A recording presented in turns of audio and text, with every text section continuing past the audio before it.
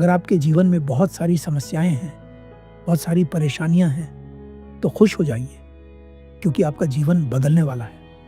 एक छोटी सी कहानी अपनी बात को समझाने के लिए। कहानी।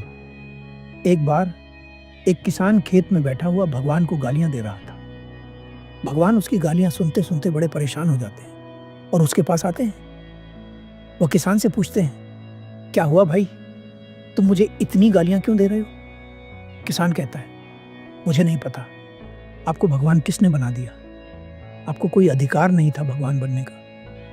न तो आप समय पर वर्षा करते हैं, न धूप देते हैं और न ही हवाएं चलाते हैं। आपकी वजह से हमें बहुत कम पैदावार प्राप्त होती है। आप कैसे भगवान हैं? भगवान उस व्यक्ति से कहते हैं, मैं सभी कार्य सही तरह से करता हूं, परंतु तुम उन्हें गलत क्यों बता रहे हो?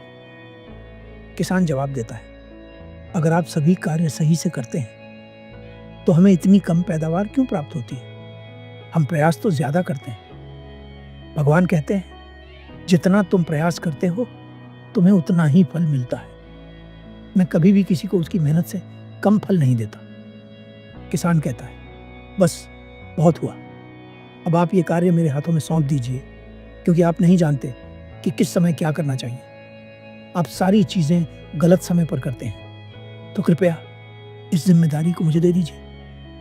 भगवान मुस्कुराते हैं और कहते हैं, ठीक है, जैसा तुम कह रहे हो वैसा ही होगा, और पूरी जिम्मेदारी किसान के हाथों में सौंप कर चले जाते हैं। अब किसान अपनी मर्जी से हवाएं चलाता है, अपनी मर्जी से फसलों को सही मात्रा में धूप देता है और सही मात्रा में वर्षा भी कराता है। कुछ समय में ही फसलें खेतों में लहराने लगती हैं। किसान बहुत खुश होता है और मन ही मन सोचता है, अच्छा हुआ जो मैंने भगवान से यह कार्य ले लिया, क्योंकि भगवान तो इसे ठीक से कर ही नहीं पा रहे थे। कुछ दिनों बाद फसल काटने का समय आता है। किसान बहुत उत्साहित होकर पहली बाली खोलता है, लेकिन उसमें कुछ नहीं होता। वह दूसरी बाली खोलकर देखता है, उसमें भी कुछ नहीं होता। वह धीरे धीरे 6 से 7 बालियां खोलकर देखता है, पर सभी में गेहूं नहीं होता। ये देखकर उसके पैरों तले जमीन खिसक जाती है।